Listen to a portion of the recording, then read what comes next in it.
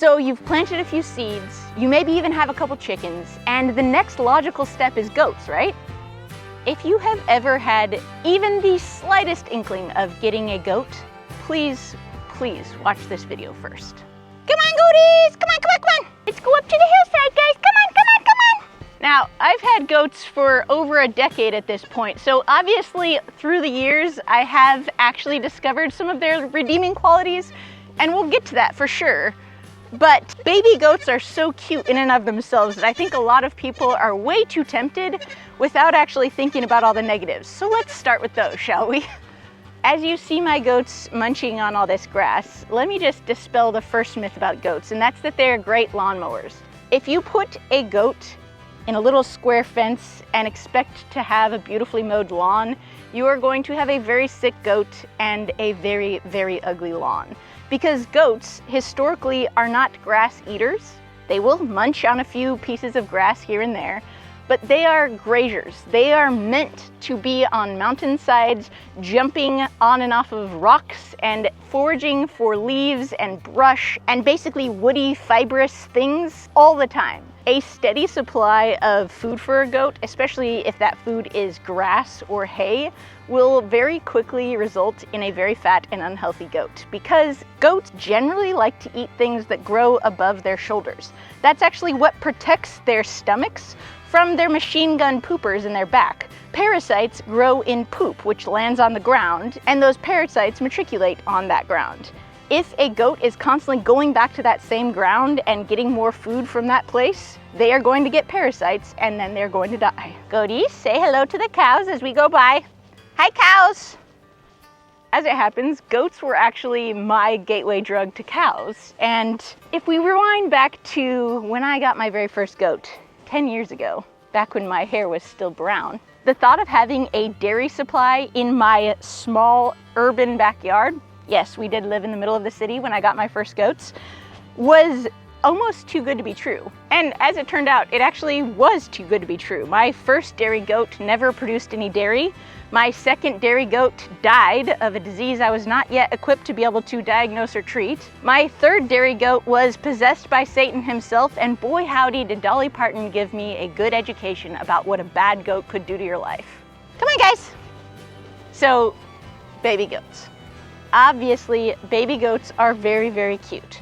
The only problem with babies is that they grow up. And one really unfortunate thing that happened in 2020 when goats became very, very popular and everyone was suddenly stuck at home is that a ton of people got goats and started breeding them thinking they wanted to be farmers, quickly realized that goats are about a level 10 on the difficulty scale, ended up getting rid of their goats and completely flooded the animal market with goats that had been bred for cuteness, not usefulness. And while the genetic line that I have been working on perfecting for the last 10 years has produced some very, very cute and useful goats, selling my baby goats along with my milk every year used to pay for all the rest of my farm endeavors combined. And now I have a really hard time finding a place for my baby goats. So I've had to reconsider my milk strategy, because to have milk, you have to have babies. And I, as a personal stewardship model, I really don't want to breed my goats unless I already know where their babies are going to go, because I don't want to contribute to an already existing problem. Come on, goaties! Let's go, buddies! Goats are herd animals, which means that you need to have at least 2 goats if you're going to have goats.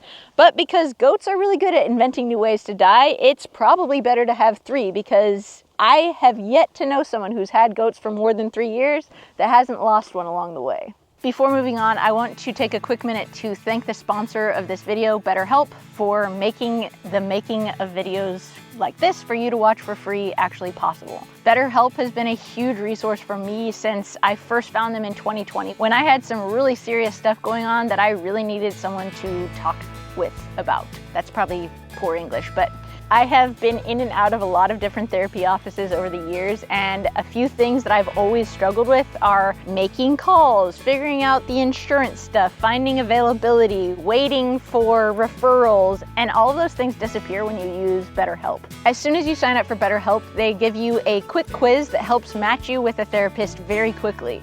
If for any reason you don't get along with that therapist or it's not exactly the vibe you're looking for, you can very easily switch your therapist within the app. You can also change your schedule, change your appointments, communicate with your therapist, and do free online group sessions all through the BetterHelp app, which makes life a whole lot easier. If you are struggling with something, there is absolutely no shame in needing to talk to someone about that. So should you find yourself in a rough situation, check out BetterHelp, and if you use the code ANNOFALLTRADES at checkout, you will get 10% off of your first month of therapy.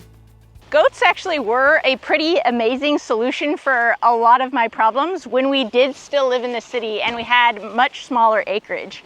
But then when we moved to a property that had a lot more pasture, I really had to think twice about what we were going to do with our goats because, again, goats are browsers, not grazers, which is why we have developed this evening habit of walking up onto the hillside so that they can get more diversity in their diet. Absolutely not. Leave my tree alone. We have to protect our trees from our goats.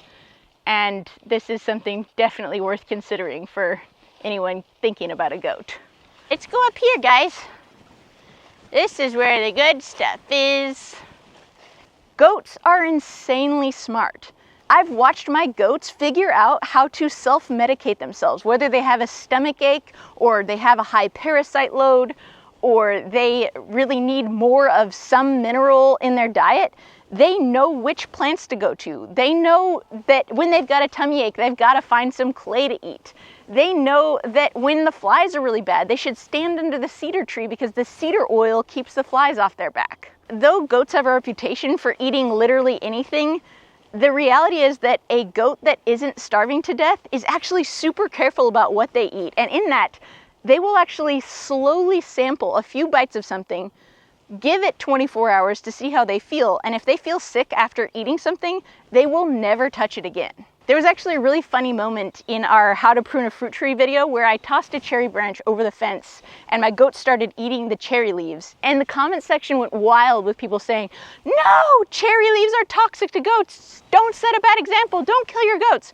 And I was like, trust me, they'll have exactly as many bites of the cherry leaves that they want, and then they'll leave the rest, which they did, and here we are 2 years later and they're totally fine. How do they know how to do that? Guess probably the same way that they all figured out what each one of their individual names are and which order we like to milk, and they all know every routine that we do down to the minute. Goats are insanely smart, and if you as a farmer don't learn how to outsmart your goats, you're really going to be in trouble because they are chaos monsters.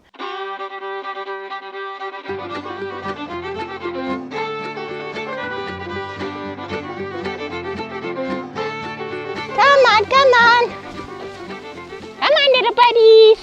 Oh my gosh, look at this. This is my favorite part of June, the livestock guardian dog. She loves her goats so much and she keeps them so clean. Junie, are you the best girl?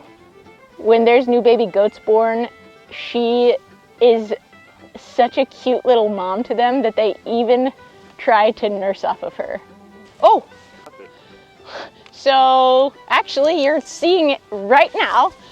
One of the reasons why the goats are not actually currently able to constantly be goats on the hillside, and that is because we had certain goats that weren't being trained properly to the electric fence. June, out. John, out. Go. Go. Thank you. When we first moved to this property, I was so excited to do rotational grazing and learn to practice regenerative agriculture, like the actual way that it's supposed to be practiced on this new property. A series of events led me to not be able to actually do that on a reliable schedule while also keeping a full-time job and keeping our relationships with our neighbors relation-y and all that stuff. If you've heard that goats are escape artists, that is absolutely true. But I would actually expand on that and say that they are extremely curious, extremely smart, and tend to be quite itchy. You put all those things together and then you take a goat and you put it inside a fence and you get a goat that is spending 23 hours a day trying to find ways to get out of that fence. And in that, I still have a full-time job. I have to be able to go to work and have a mostly uninterrupted day most of the time. It was taking so long to put my mobile fencing up on the hillside to create this ideal situation for my goats that I was like, okay, I'm just gonna do that only when it makes sense, and then we're gonna find a way to still allow the goats to be goats, for me to get enjoyment out of them, but also to have an adaptable situation where we can make the goats work for us in a less high-risk situation. This little sweetheart right here, this is Jolene. Look at her eyes. Goats have elongated pupils, which, yeah, it's a little creepy, but it also serves a purpose. Goats have those elongated pupils because they spend so much of their time looking down as they're searching for snacks, and it gives them the ability to see the horizon, which all comes into play when you think about the goatness of a goat.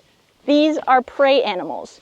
I, as a giant eagle, could very easily snatch this baby up and carry it back to my nest. Clearly, it's very concerned.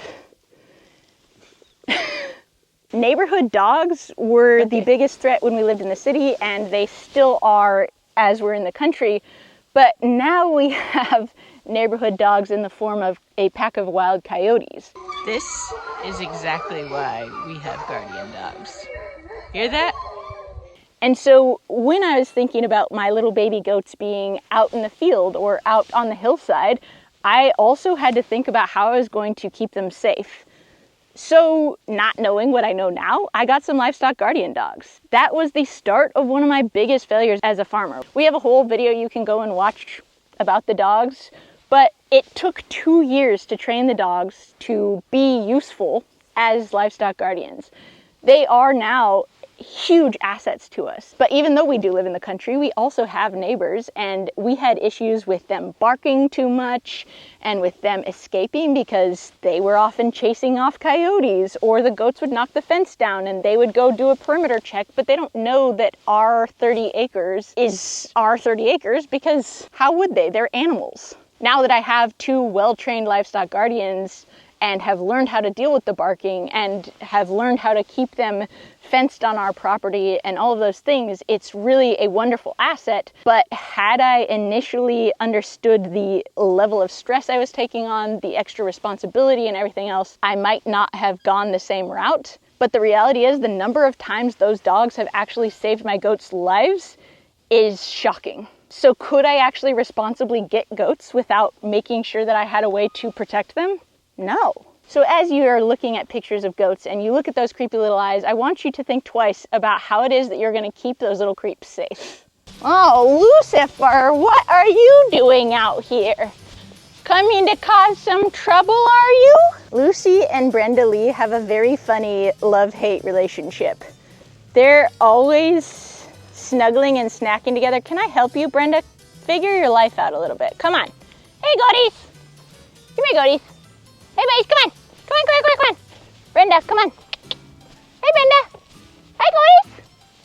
I think with any animal, there are really good examples of everything that is shining and wonderful about the breed, and then there are examples of everything that's wrong and awful about the breed. I had a goat named Dolly Parton that embodied everything that was both desirable in a dairy goat, but absolutely undesirable in every other area. She had statistically a high number of baby girl goats every time she had babies. She always bred right on schedule, never had any complications with any of her births, had a whole lot of babies, and produced a whole lot of milk. Her teats were incredible, and her orifices, which is the hole that the milk comes out of in the teats, were the perfect size, and I could get a gallon of milk with 14% butter fat that tasted better than any cow milk you will ever taste in your life. But I think she realized how unique she was and how much I would actually be willing to put up with, A, because I didn't know better back then,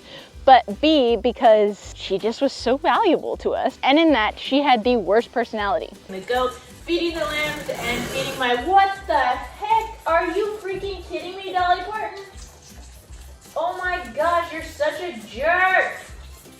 Because Dolly Parton was one of the very first goats that I had, I didn't know how awful she truly was. I thought I just needed to be more stubborn than my most stubborn goat to be able to push through all the hard stuff. But then I got Aretha Franklin, my favorite goat, and I realized what goats could and absolutely should be. When I got Aretha, I realized that goats could be super sweet, quiet companions that would just stand near you and not untie your shoes so that you would trip as soon as you walked out of the barn, and not like chew holes in your clothes, and not let all the other animals out onto the highway on a regular basis. Aretha will let a toddler milk her. She will stand in the stanchion completely peacefully while my mom, who doesn't have very strong hands, takes a half an hour to get like a pint of milk out. This is the most perfect goat. And there's a lesson in that. A, know what you're getting into. Spend some time with the goat before you actually get the goat. Ask the former owners what kind of personality and demeanor that goat had. Aretha is my favorite goat, and she knows it. 10 years later, I got Jeffrey. And I could tell you a whole lot about what a little jerk Jeffrey was, or I could just show you a couple videos. No, Jeffrey! I'm not gonna be doing that, Jeffrey. Shoot.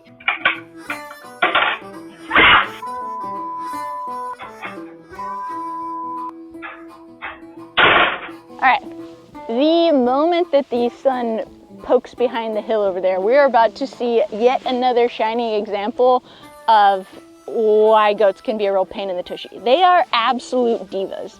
So let's take this moment to walk back to the barn together instead of chasing them in a moment. Hey buddies! Goaties! Come on, come on! Being a goat shepherd is actually one of my favorite jobs. There are a few things more gratifying than knowing exactly what they're gonna do, predicting it, telling people about it, and having them then actually do it and have people be like, wow, how'd you know they were gonna do that? I also think that this is probably a good time to mention that goats are chaos monsters with machine gun buttholes that make little black bean pies all over anything and everything that you love. I never really thought it was actually physically possible for one animal to produce so many turds in a day, but this is from 30 seconds of standing in front of the barn. Okay guys, come on. Let's go. Here we go, buddies. Come on, come on, come on, come on. Come on, come on, come on, come on. Come on, buddies. This is what I like to think of as our Fort Knox.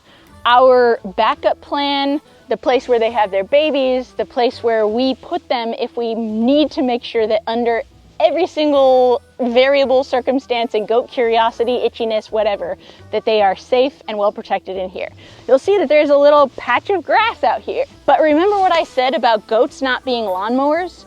This is not a food source for goats. This is actually a potential disease pit for goats because the goats are out here often and they poop and they pee, and if they have any parasites or anything else, they're gonna poop down into the grass.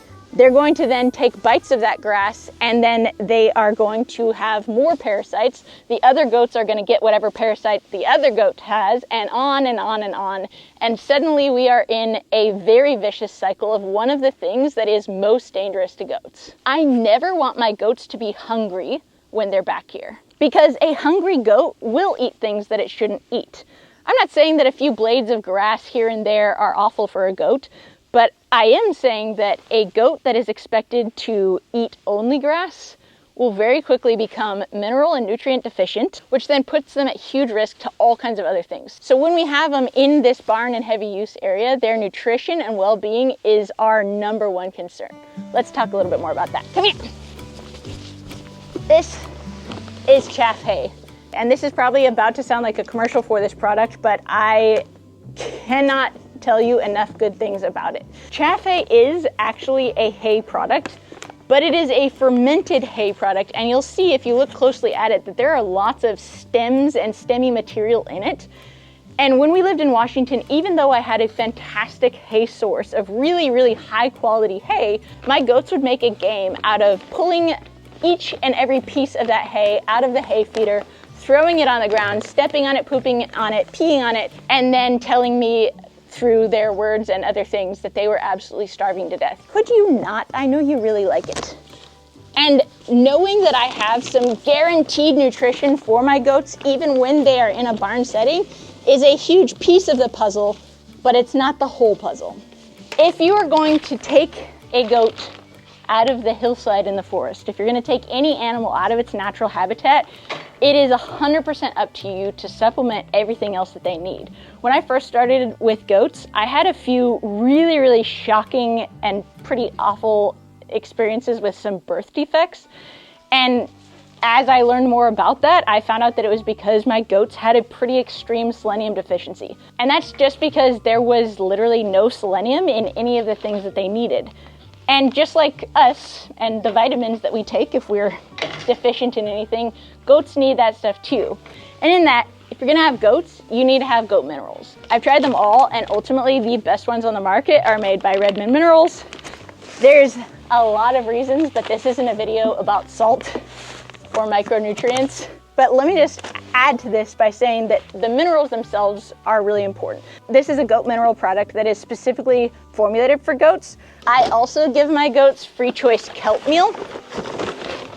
And this provides other things that goats tend to be missing from their diets. And the goats are literally just able to come in and grab this stuff whenever they feel like it. And weirdly, they know what they need. And just like when they're out in the wild, they'll come and find it. Brenda really loves the kelp meal. I think she's like low on iron. One other thing I used to always have in my goat mineral buffet was sodium bicarbonate or baking soda. And that's because goats are very farty, bloaty little ruminants. And in that, when they have a tummy ache, they need something to be able to help that air dissipate. So just like we might take a gas X, a goat really needs to have some form of gas X. And so like I said, I used to use baking soda until I found out that actually volcanic ash does the same thing as baking soda, but also helps the goats to absorb their other minerals. So I actually started mixing volcanic ash into the minerals that they ate. And then I also just give them their own little ash bucket as well. So if they ever have a tummy ache, they'll come straight to this one.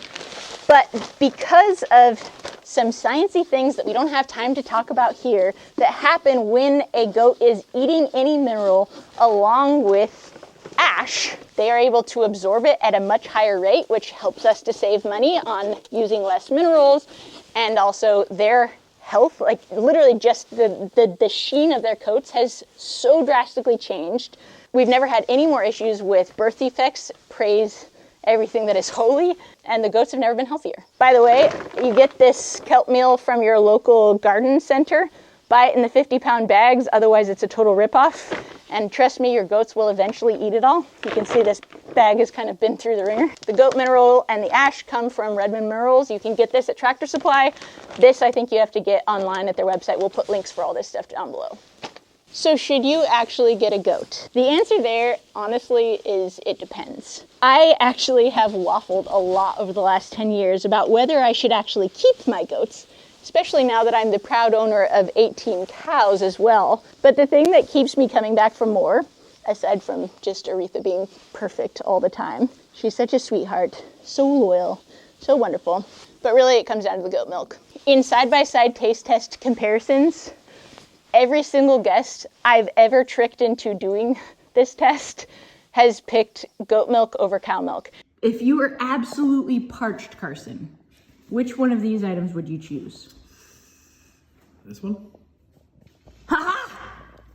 Well, that was goat milk? Mm-hmm. Yeah. Really? That even comes down to my husband and my father, who always said that never in their life would they ever actually drink a glass of goat milk. I may or may not have tricked them into drinking it for the first time, but let's just say that they're repeat customers now. But goats are not for everyone. If being farted on about 300 times a day or being stuck in a barn where there's 12 goats farting all around you is going to bother you, please don't get a goat. If having a backyard dairy source is really exciting to you, but you're not going to be able to show up and milk your goat on a consistent basis, please don't get a goat. If you're not 100% sure that you can actually reliably take care of a goat, provide it the friends that it needs, the shelter, the nutrition, the stimulation, the sense of meaning and purpose that a goat needs. Please don't get an animal that's going to live for 15 to 20 years and ruin it for the rest of us. If you're still on the fence about whether it's a good idea, maybe try fostering a rescue goat for a little while. But if getting a backyard dairy source that's this big, like, you can pick this up and put it in your car and take it to birthday parties with you. Not sure how many of my friends would actually appreciate that, but it is a funny thing to think about. If you want that, if you want a friend, a constant source of entertainment, if you love to giggle, goats are a great choice. But if you're gonna goat, please just goat responsibly.